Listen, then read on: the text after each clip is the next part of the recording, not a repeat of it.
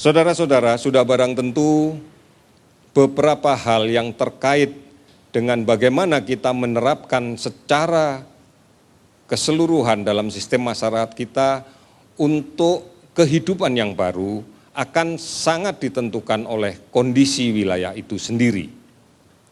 Yang pertama tentunya kami akan memberikan masukan melalui gugus tugas akan memberikan masukan kepada pemerintah daerah. Setelah kita melakukan kajian tentang aspek epidemiologi penyakit ini di wilayah itu. Kemudian kita juga akan menyampaikan data-data tentang sistem kesehatan yang ada di daerah itu, termasuk juga sistem surveillance kesehatan. Atas dasar inilah maka kita akan bisa melihat bahwa memang ada beberapa kabupaten kota di tanah air kita yang tidak terdampak COVID-19.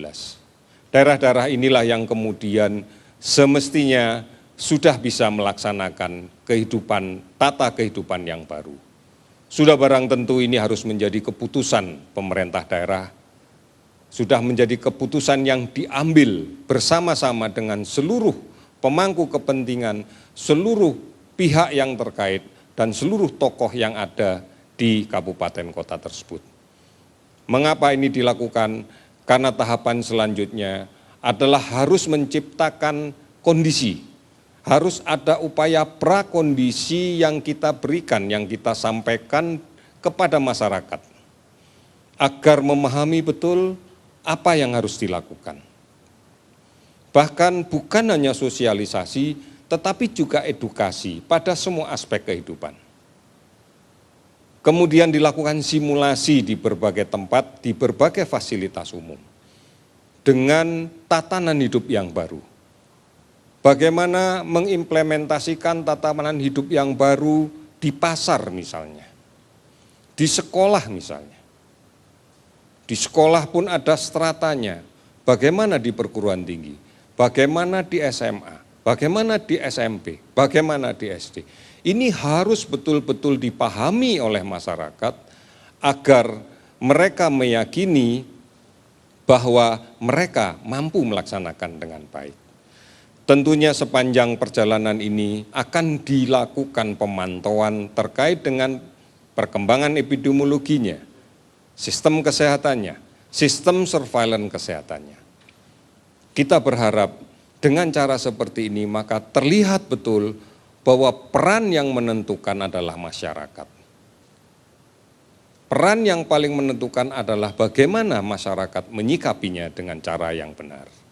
Inilah yang kemudian kita harapkan bahwa tatanan yang baru dalam kehidupan kita bisa menjadi cara bagi kita untuk menjaga aman dari COVID-19. Saudara-saudara, pada hari ini kami sudah melakukan pemantauan dan kemudian menghimpun seluruh data dan berkomunikasi dengan berbagai pihak yang kemudian menghimpun data ini, baik dari Dinas Kesehatan maupun dari laboratorium yang kemudian ditunjuk untuk melaksanakan pemeriksaan, serta dari rumah sakit yang merawat. Kami sudah menyelesaikan pada hari ini sebanyak 10.039 spesimen selesai diperiksa. Namun masih ada 6.525 yang sekarang sedang kita verifikasi dengan laboratorium, dengan rumah sakit yang mengirim, dan seterusnya. Dan beberapa sedang dalam proses untuk pemeriksaan. 10.000 sudah diselesaikan, 6.000 masih dalam proses. Total yang sudah kita periksa akumulasinya adalah 333.415 spesimen. Baik menggunakan real-time PCR maupun menggunakan tes cepat molekuler. Saudara-saudara, dari hasil pemeriksaan tersebut sudah terkonfirmasi sebanyak 467 positif COVID-19.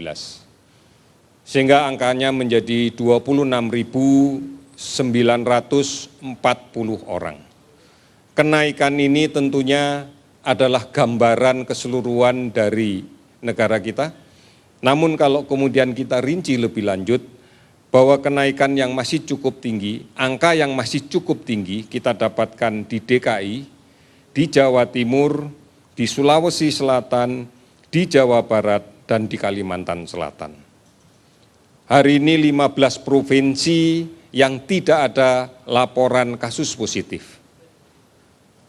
Oleh karena itu saudara-saudara sekalian, kita masih akan terus berupaya semaksimal mungkin pada provinsi-provinsi yang sekarang masih tinggi angkanya untuk bisa kita tekan, tentunya berbasis pada bagaimana masyarakat merubah perilakunya.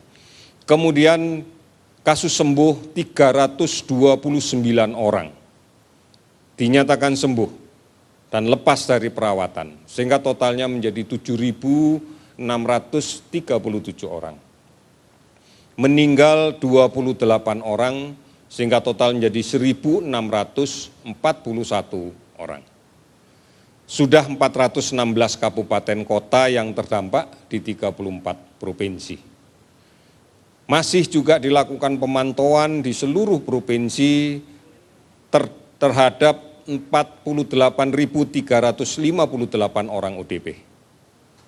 Pengawasan masih dilakukan terhadap pasien yang diduga COVID sebanyak 13.120 orang.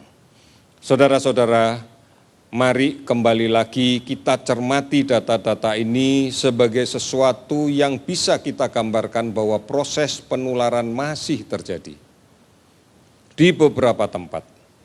Oleh karena itu, mari bersama-sama kita menyadari ini dan kemudian mengupayakan berbagai hal untuk mencegah terjadinya penularan.